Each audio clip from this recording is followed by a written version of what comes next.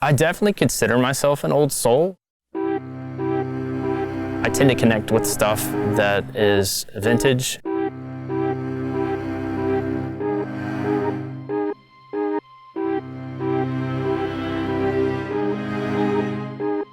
I was probably born 4 or 5 decades too late.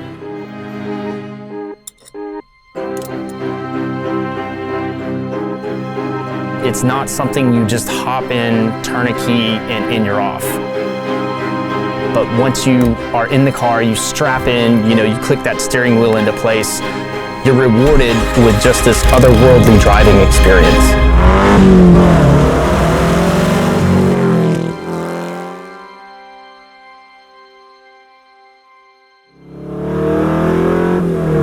So this is one of 5 Porsche 906 race cars that was built specifically for the movie Ford v Ferrari. It actually played 2 different cars in the film, even though it was the same car. It was the number 15 blue and gray car for the Daytona race, and it also played the yellow and white number 32 car for the Le Mans race that you actually see at the end of the film. Like so many other people, I found myself in the theater last year just completely mesmerized by the film Ford v Ferrari. Right there on the big screen was the golden age of road racing being replayed in high definition on a 60-foot screen.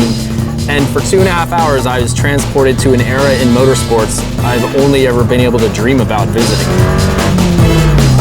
Through the internet and social media, I've since been able to connect with a lot of the folks who worked on the film.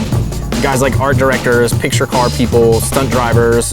It was pretty evident after getting to know a lot of these guys that they were just as passionate about that era of racing as I am. Everything was shot with real cars and real drivers, and I think that's a lot of what made the film so pure.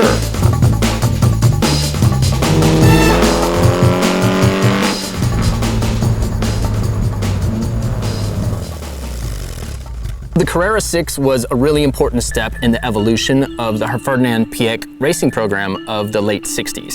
It was an evolution that would eventually culminate in the highly successful Porsche 917. Around 65 total 906s were built in 1966, and it kind of makes them a rare sight nowadays. It was the last of the street-legal prototype race cars that Porsche made, so it still had working turn signals and wipers. You could drive it on the street even though it was basically a race car. This car in particular was built to portray the original chassis number 906017 Carrera 6 prototype. That car actually competed and won its class in the 1966 Daytona 24 Continental Endurance race.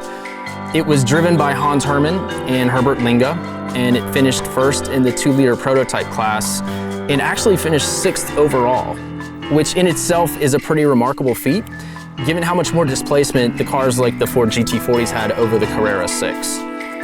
Probably one of the more surprising things that I learned in my research of the original car was that it only competed in the one race here in the US. After that, it was used as a test mule for the Targa Florio. It sustained major frame damage when it hit a sheep of all things on a country road, and sadly the car was deemed a write-off, and it was broken down for parts. Curiously enough, it was only just recently restored within the last decade from basically all the surviving pieces, and it now resides in a private collection in Europe.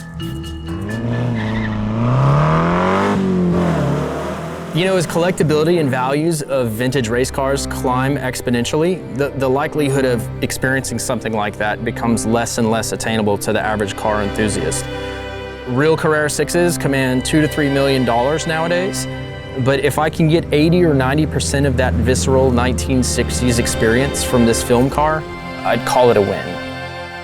I'm generally pretty active on social media, especially Instagram. I love connecting with some of the younger fans who follow me just for this car, and it's fun to interact with them.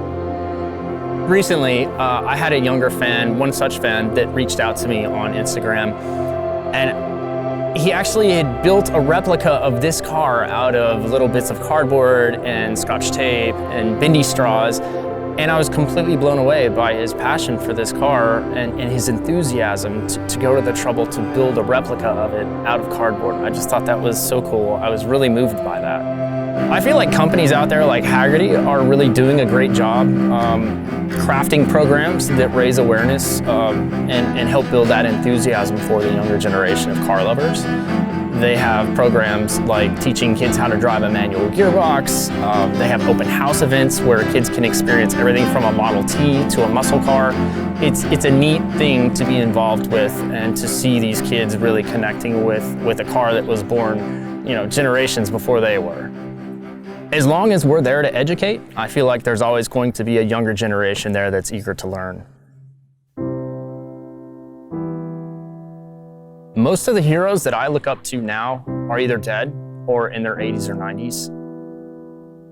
Hans Hermann, Herbert Linge, Vic Elford. It was just a different generation back then. They strapped into cars that required every ounce of skill and energy a driver had, and then some.